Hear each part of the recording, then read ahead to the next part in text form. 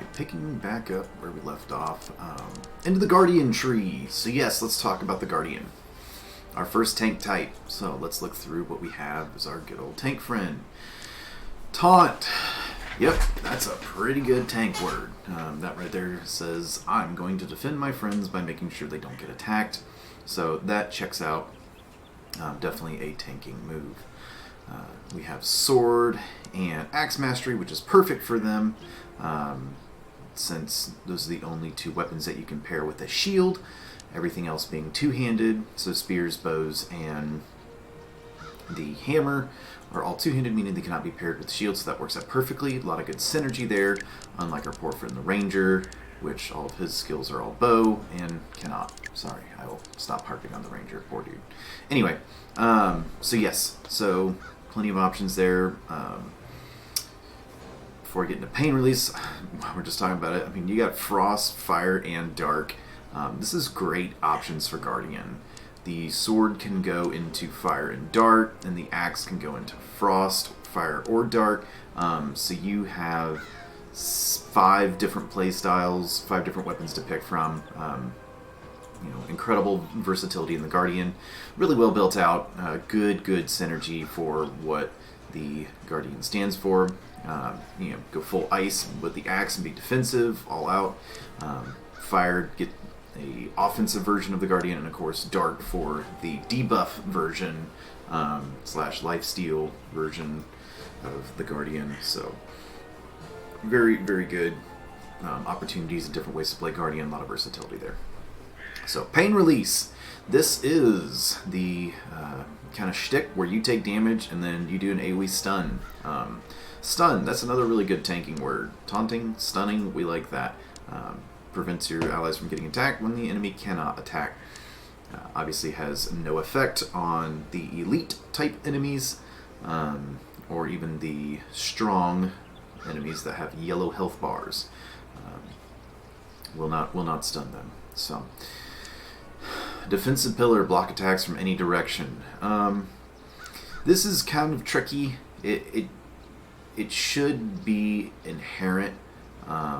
It makes sense, but what's unfortunate is the way that the game is set up, especially if you're on PC. It's very tough to turn your shield to block attacks from different targets. So it locks on, which is nice, meaning that you're blocking attacks from one single target if you don't have this ability.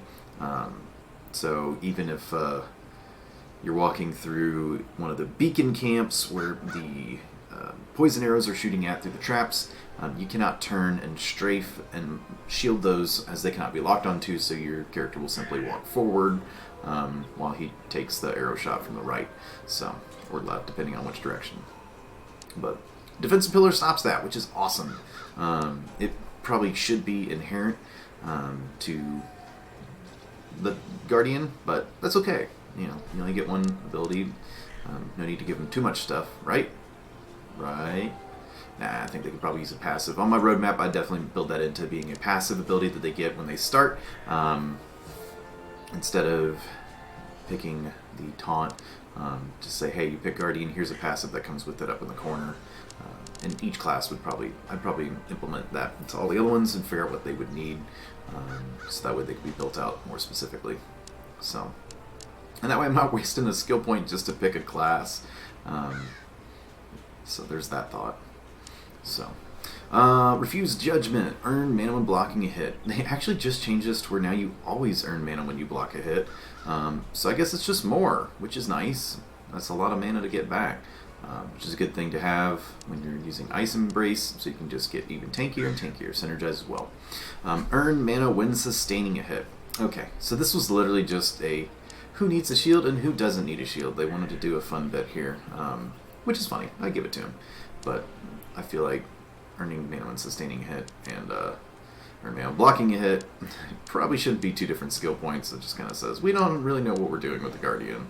So, Ironclad. Hey, increase total HP. This is the only way that the Guardian can get boosted back up. This is the only way any class can get boosted HP at all. Plus 20% and then another 20% on top of that is incredible. You cannot boost your HP in any other method other than just leveling. Once you hit 10, everyone's health is identical, unless you're the Guardian. So very cool, very good tanking, very good defensive style play. More health, block from all directions, enemies aren't getting hit, and I can do a big AoE stun. So, hey, a first ability, you get an actual skill that is shield related. Laws of Attraction. So you suck all of the enemies in just with the kind of big, almost like earthquake towards you. It just pulls them in, which is cool. So you get to defend your friends even easier by letting the enemies not get near them. So pull them in, then hit them with the pain release. Really good synergy, good comboing. I talked about it briefly earlier, but I do think that I need to be able to rebind this skill. Because holding shift and pushing G ain't exactly a whole lot of fun on the mouse and keyboard. I'm sure it's probably easier on the consoles with the controllers, but hey, you know what? Here we are. Pain release 2. Well, I soaked it up, and now I'm just gonna whop them even more. So hey, that's not bad at all. Might as well boost it. There's no reason not to. So, perfectly good skill. Seems good to have. Just going and going. Last Stand, drop to 1 HP instead of dying. Hey, that is excellent. That is definitely a defensive ability. Tanks love that kind of stuff. They eat it up. Who doesn't want to get one hit and you get to make a last stand? So, probably on my roadmap I would notate on here that I'd put how long or what the cooldown is. Just saying like, hey look, this is how long it lasts that you're in that one stand. Or if it's like, oh, I got hit and it's immediately one, and then you just take another hit, you're not really invincible. You just kind of get overwhelmed by goblins. It doesn't really do anything. So note how long that you're invulnerable during that. Here's one of the only times that I'll think that the durabilities are worth it. You go through shields really pretty easily with all the damage that you're soaking up. Shields have the only durability that breaks consistently. Weapons way less so, unless you're just mowing through tons of enemies and forget to back. But for the most part, you probably won't go through weapons as easy as you go through shields. And shields are kind of a pain to build because they take wooden boards, which are resources used to build your base. So definitely not a bad idea. I'm actually fine with these being in here because it actually makes sense and you go through shields fast. And so this is the only time that I'll think the durabilities are fine being in here. Unwavering, prevent knockback effects. Sure, I guess that's okay. I think the Linorm is probably the main thing that's going to do any sort of knockback that's concerning. And the werewolves are very annoying, but yeah, I don't know.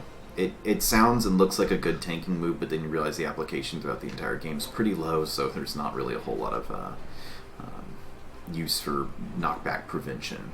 So, and then hey, we got our 2 masteries here at the tail end, so dark and fire, it's all good. Most part, I think the Guardian's in a really good spot. Aside from moving this to being just an innate ability that they always have, and probably giving them something a little bit different here.